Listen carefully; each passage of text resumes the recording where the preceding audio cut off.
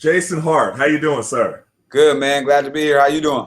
Man, I'm good, man. My point guard for 4 years at Syracuse University and new head coach of the G League Ignite. So I want to say big congratulations to you, of course, first and foremost. Thank you, man. Thank you. It's an honor to be here, obviously with you, but also excited to get a chance to coach at the professional level. Right. So I know this is something that you've been wanting to do for a long time, and you have this love for coaching for a long time. So just talk to me about how excited you are about this opportunity. Well, I'm super excited. I got into coaching, obviously, to give back and stay connected with the game. College was where I wanted to be. It was always been a dream of mine to be a college head coach. Unfortunately, that didn't happen. And when the opportunity presented itself in the G League, I jumped on it, and I'm happy to continue my coaching career, obviously, at a higher level. I saw that Coach Brian Shaw, who's a former coach, is now going to be the head assistant at the Clippers. So you'll have a lot of different directions that you can go to, from here. Are you still leaving the door open to go back to college? And I'm asking this for a reason, because I've heard your name thrown into the mix quite a few times as a possible candidate to replace Coach Boeheim when he finally retires when he's 80 or 90 years old. Definitely, Etan. In coaching, man, you never, close the door on any opportunity. Obviously, Syracuse is something that me and you share. A good bond there. It's a great institution. But I'm just looking forward to leading, the Ignite right now and focusing here. And whatever God has in my future, I'll be ready to step in that path when it comes my way. So before we delve into where you're going with the Ignite, let's talk a little bit about where you were as an assistant coach at USC. How did you enjoy your time there? I enjoyed my time there. Lovely. I mean, it's obviously 2 miles from where I grew up, maybe 4 miles from where I grew up. So it was like every day I went to work, it was like I was going home. And I was able to impact and change young men's lives, able to see kids go pro that wasn't supposed to go pro, and help restore a program to national relevance. I think right now the program's in a better place than before we got there, and it's a destination for recruits, and that was the goal going there. Last night with the draft, we saw the third pick. The Cleveland Cavaliers selected Evan Mobley, Pac-12 Player of the Year, Defensive Player of the Year. He's 7 feet, 215 pounds, mobile.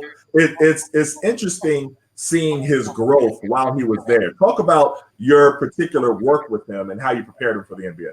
Etan, I'm not gonna lie, he was a pro probably when he came out the womb. Okay. I think my work with him was just obviously mental, having him be a little bit more selfish, a little bit more aggressive. But his dad was on staff, so he was already trained prior to coming to USC. Only thing we did really well was not mess it up and put him in positions to make him look good. But he's been good since he's been in the 8th grade. USC just gave him a platform to showcase his talent. Talk a little bit more about the mental aspect, because we have with us, you worked a lot with Hop when we were in Syracuse. I worked a lot with Coach Orr as far as the mental aspect. I worked with Bernie all the time on the drills and the big man things and stuff. And always give a shout out to Bernie, because the big man drills, they worked. Like those drills were serious. They looked crazy while he was there, but they worked. But talk about how important that mental preparation and that motivation is, and how you worked with him with that throughout the year. Well, I was probably obviously the only coach that played in the NBA. So mentally, it was just preparing him every day for practice, games. Now, we knew he was going to be a high draft pick, so he had to be consistent. One thing about the NBA, you can't have one good game and 4 bad. So he had to eventually turn his mindset to dominating every day. And that was a constant push for him, because he's very soft-spoken. He doesn't ever get outside of his box. So it was more like being able to push his buttons when you see him kind of relaxing. I mean, we was trying to encourage him to dominate every possession on offense and defense. And that was just a constant push every day. And obviously when we got to the tournament, he led us to Elite 8, somewhere we hadn't been in 20 years. So mentally, I think he's prepared. His body will catch up with his mind, but he has a lot of game, and he's a gym rat. The gym rat. I heard the announcers mention different names. Sometimes I like draft comparisons. You know what I mean? I do that with my AAU team, like short draft comparisons. Sometimes they're a little bit too much. Like I heard Bill Russell mention. I was like, that's a lot. That was a lot too. But I heard Chris Bosh and Anthony Davis. Do you think those are fair comparisons? I think those are very, very accurate comparison. I would say more along the line of Anthony Davis in terms of defensive presence right now and his ability to push the ball. We was running pick and rolls with him in the NCAA tournament where he was handling, we were setting screen. So he's highly skilled. He'll be able to play on the perimeter. And as his body develops, he'll be able to take more pounding in the post. But he's a slippery offensive player with a high level skill set, and he has long arms, 7'4" wingspan, and he's 7 feet.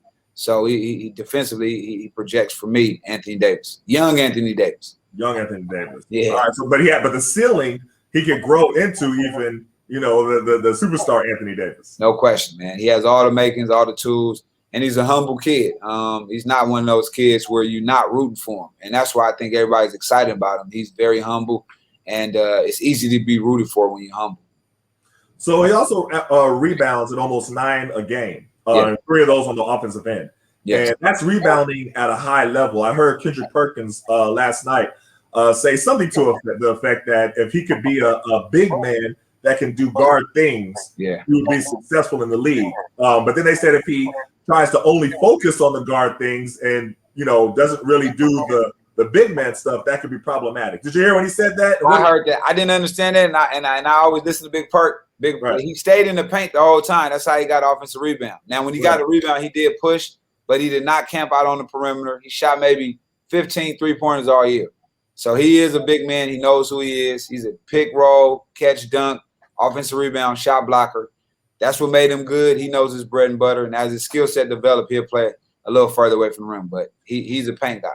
I think Perk was saying that because a lot of times in the league, the league is going against the big man. Big man always got it tough, always, even before when we played at Syracuse, you know what I mean? But even now, more so in the league, people are going away from doing big man things. So I knew what he was saying, but it's just more of him continuing to do the things that got him there. That's what I heard. That's what exactly. But it's similar to DeAndre Ayton. He was in our league. He shot a lot of jumpers in our league. It made him too. Now when he got to the pros, he's been more so role playing, catching, rolling, standing in the paint. Now Evan doesn't have the body of DeAndre Ayton, but defensively is where his anchor is, and he will be in the paint, blocking shots and causing havoc on the defensive end. And he knows that's his bread and butter. Right. So you definitely had a successful story there with him, and I know it was great seeing him walk across that stage last night. So let's get into the G League Ignite, and the setup. A lot of people don't really understand the setup of the G League Ignite. They've been signing top prospects to play against G League veterans to prepare them for the NBA draft. Right. And the Igniter, they're based in California. Again, you're right at home. Yep. It's crazy how that keeps working out for you, but I know you're not complaining at all. But so they're expected to play more of a traditional G League schedule this coming year. But talk to everybody about how it actually works, because a lot of people they don't quite understand.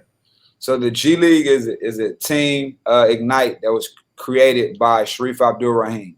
Sharif Abdul-Rahim is a very good friend of mine, dating back from our days in Sacramento. Obviously, he's the president of the G League, and so this team was formed to keep our high school basketball stars from obviously taking their talents overseas. When R.J. Hampton and LaMelo Ball went to Australia to play, it was an idea that was created for high school players who are good enough and who we think are good enough to have a chance to go to the next level, stay here and develop in somewhat of a form system, hone their talents against not only G Leaguers, but draft pick kids that's playing for Lakers or Clippers, and take your talent versus those guys, and then go and get drafted in June. It was also formed to help these young men become pros off the court as well. It's a transition from high school, eating candy before the games, to now understand how to take care of your body and get your mind mentally prepared to play against another pro. So it's more of a hands-on approach with 18-year-olds who have a high skill set, high level of talent, and putting them in a position to succeed, and then surrounding them with veterans who are going to show them the ropes of the NBA lifestyle, of the NBA, and being able to push them in moments in the games to get them uncomfortable outside their box. Also, academically, you have a scholarship when you want to go back to school, it's a pilot program through a few universities, particularly Arizona State, and they can go to school and get their degree, buying MBA if they want to choose that route as well.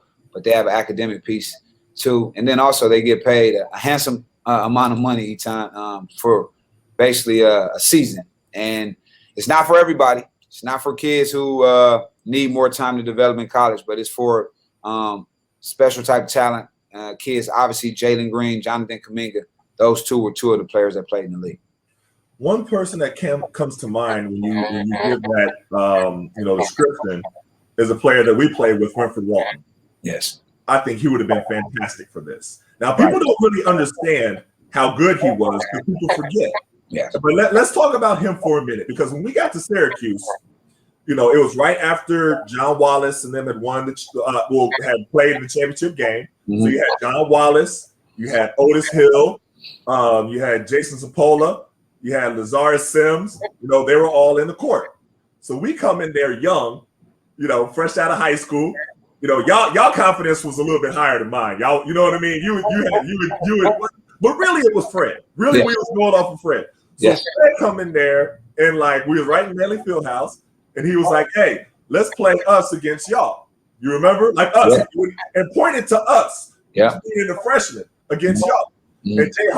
And John Wallace was like, "Y'all not ready for that yet." He was like, and he talking big noise. Fred like, "Hey, we ready. Let's go." So it was me, you, Rock, Ramel Lloyd, LaShawn Howard, right? And Fred. Yeah. So that was our five. That was the five, right? We had our own Fab Five, to be honest with you, right? Yes. It's just that, Fred didn't work out and Rock left, but we had a crew. Yeah, we did. Talk about that when we scrimmaged them, because they had just come back. I got to repeat it. They just came back from playing in the national championship game, right? Against Kentucky. Yeah. And Fred was going to work. Man, Fred, like you said, he was a next level talent. Obviously, he had a chance to go out of high school and get drafted, but the G League Ignite program would have helped him because it would have allowed him to obviously be paid, but he was an elite talent. His body was already developed. He would have been able to do that, and would have had him in a structured environment to where we can watch his every move, mental aspect of the game, and see that his dreams come true. But definitely, he was elite. He would have benefited from this program, but also he could have went out of high school. He was that good, and his confidence was crazy. I think his game was more mature than ours. We was more same age, but his game was just a little bit more mature. A lot more. He was a special talent. Remember, the school gave him number 44. Yeah, pass out 44. So nobody. Right. Nobody. So he was a 44, and we all expected him to obviously to be one and done. Yeah. So I want to talk about that game though, because that game he was going to work on John Wallace. You know what I mean? He was bigger than John Wallace. Yeah. John was maybe 6'8", 6'9", 6'9" for sure. Fred was 6'10 and a half, 235 at 18 years old. So I remember the game, and John Wallace was coming off a high, maybe one of the better players in the entire country for college. Yep. And so I remember, man, we played them dudes, and Fred kind of gassed that game up, and we was like, okay, well, we got to play then. Well, let's go then. Let's go. But you know what? That mindset right there, Rock, Etan, we don't do that no more. Like the college game, they don't play pickup no more versus the older guys and the younger guys. Our generation now is suffering from, let's just do skill work all the time. And so how we proved ourselves, you remember Etan, we used to play pickup all the time. Yeah. That doesn't happen no more, especially at the college game. It's more so we set up appointment times to where we could do all skill work. And amongst the players, they don't like to do pickup no more. They don't like to do pickup. No, that helped us so much. I mean, me going up against Otis helped me tremendously. That got me in the weight room. Remember, I was a skinny cat when I came to Syracuse. Exactly. Otis giving me the business. Now that game, Fred was going to work. I was, trying to do what I can against Otis, but Otis was the truth. You know what I mean? He was just stronger than me. And, when Lazarus was talking to you and stuff like that and pushing you, and Rock was going to work on Sapola. I will say that. Yeah, but Big Rock had game. And for people who don't know, man, Ramel Lloyd was one of the coldest. He was a big two guard. Remember that? People hadn't even seen that yet. And so now when they say big guards, he was the quintessential big guard, two guard from New York City that we seen early. Imagine if we would have had both Fred and Rock You know what I mean? All our years. We know Fred was probably one and done, but just theoretically, if we would have had them all our years, man, it would have been crazy. But those were good old days. Hey really man, you know what? You reminisce on those days. That was 1996, maybe September. Syracuse, New York, and we still talking about that because that was something that touched us and it lived with us forever. I mean, I miss Syracuse dearly, man. That was those Manly Fieldhouse days, Manly Blues, Manly Grays, thick white socks. Don Lowe, arguing with Don Lowe. I wasn't rolling with Don Lowe like that. Well, hey, and then Corey Parker, that was your guy too, Corey Parker. Corey Parker was my man because I had to lift weights because I was getting beat up by Otis every day. I was like, no, I got to do a different kind of weight program. I got to do what the football players do. And he let me do that, but also it was like you got to do some of this too. I'm like, whatever, I got to get big, so I'm gonna give Otis, a little run for his money. But that was, though, like you said, those were the good old days. Great times, great place, man. Actually, I haven't been there. You go to Syracuse often, but I would love to get back and just kind of see the old stomping grounds. Definitely. But now, so going back to the G League Ignite now, you know what I mean? They had 2 players in the draft taken, with Jalen Green going to Houston and Jonathan Kuminga going to Golden State. And both still have tremendous upsides. You know what I mean? I mean, with them having the success that they had, going the route of going to, the G League Ignite team, as an alternative to going to the college route, as an alternative to going to, overseas, and hearing the announcers gush over them the way that they did, do you think that this is now going to really open the floodgates for high school players to really do the same? The top high school players. I think it just gives them another option. Obviously, they have the G League experience. You have overtime. It's another high school league that they formed, and they're getting paid out of that as well.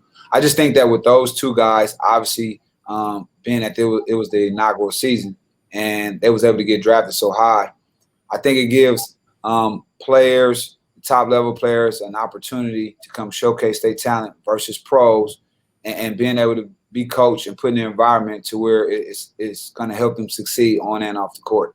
College is not for everybody. Right. Like we just said, if Winford didn't have to go to college, he probably would have been in the pros and had a 10-year career. Mm-hmm. And so I think giving our kids, the culture, the basketball coaching options to help them be successful, then that's what it's designed to do. And hopefully it attracts more talent and it keeps this thing going. I mean, I don't think attracting the talent is going to be a problem. To be honest with you, it's getting the right ones and then giving the kids just options. And so when you have options in life and you make the right decision, it obviously leads to a bright future. That's definitely true. So you said that you hope that they give, keep attracting talent. Who are, and I don't know the rules, you know what I mean? So I don't want to, if you're not supposed to mention anything or how they do tampering, I don't even know how the rules are. But so if you're looking at, and watching high school now, who are some guys that you think could make that jump, to go to the G League route? Not saying that you're recruiting them to come to you or anything like that. I just want to make that clear for all the, NBA compliance people or whatever. Not asking that, and that's not what Coach Hart is saying. Just who are some people who could make that jump now that you've seen? Well, as far as the rules, Etan, I'm not sure how the rules are set up, but we are recruiting actively the players that go to the Power 5 schools, the elite schools, obviously. And so I don't know if we can name the names because they're not signed to us. It's just like a kid getting recruited to a UCLA or Duke. We can't promote a player that's not signed to us. But when we are recruiting, we are sitting next to the Kentuckys and the Kansases. And it's not more of being a threat, but obviously it's just options. And so your favorite top high school players, international players, 18, 19-year-olds, same thing. We have it's a wide margin of players, of areas we try to cover. And obviously we looking for the top youth talent in high school and overseas. So you're able to go to the top. So say like we just had the EYBL Peace Jam Fest. You're able to go there and just right next to the coaches. I'm at the NBA Top 100 camp right now. Okay, in Orlando. Yeah. Gotcha. And Rod Strickland Sharif Abdul-Rahim was at Peach Jam. Got you. Yeah. So it's the same. You're at the same places. Same thing.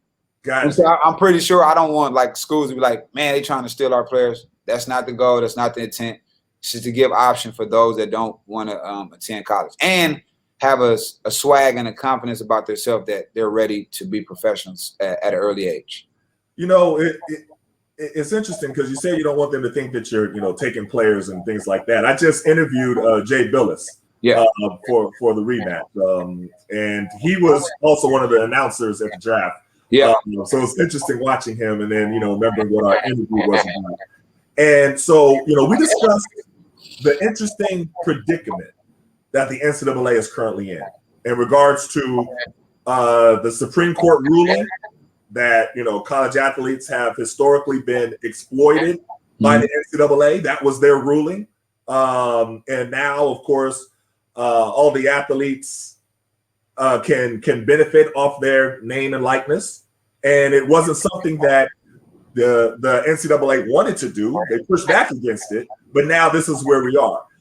And I'm saying this to say, do you think that now the tide is kind of turning on the debate if athletes were being exploited? Because Nation America were pushing back on that for so long. Athletes weren't. No athletes were saying, "Oh no, we weren't exploited at all." No athletes were saying that. We know. But now after this ruling, it's like official, what we already knew. And do you think that that's going to try to kind of change the tide of how players are looking at their options going forward?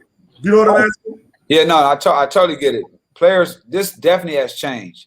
If you're a football player and you're getting recruited by, I don't know, quote unquote, Kansas State and Alabama, if you have a high number of following on your social media account, the best bet is to go to Alabama because your NLI deal can net you some money. Alabama has a high level interest of people outside of their program that will help kids make money off the court and at the end of off the field, so to say. And at the end of the day, players want to capture and benefit off their name, like, an image. So I think this definitely is a game changer. Just think, look, me and you went to Syracuse. It's quote unquote a small market city.